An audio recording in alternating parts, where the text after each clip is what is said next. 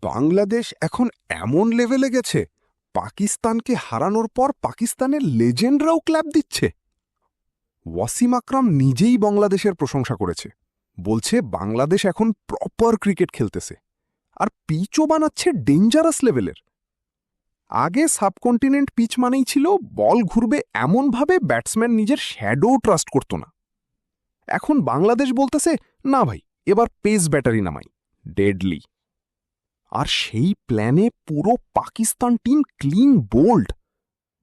বিশেষ করে নাহিদ রানার বোলিং দেখে ওয়াসিম আকরাম পর্যন্ত ইমপ্রেসড। ইম্যাজিন করেন, সুইং কিং নিজে বলতেছে এই ছেলে ডেঞ্জারাস। পাকিস্তানের ফ্যান্স এখন প্রবাবলি সিলিংয়ের দিকে তাকিয়ে লাইফ চয়েসেস ভাবতেছে, কারণ বাংলাদেশ তাদের ব্যাক টু ব্যাক সিরিজ হারাইছে, একটা নিজের মাঠে, একটা আবার পাকিস্তানের মাঠে। ডেডলি। সবচেয়ে পেইনফুল ব্যাপার হলো, বাংলাদেশ এখন আর আন্ডারডগ ভাইব না, এখন জেনুইনলি ভয় ধরানো টিম হয়ে যাচ্ছে। অনেস্টলি, বাংলাদেশ যখন ক্রিকেটে কনফিডেন্ট থাকে, তখন পুরো নেশনের হাঁটার স্টাইলও বদলে যায়।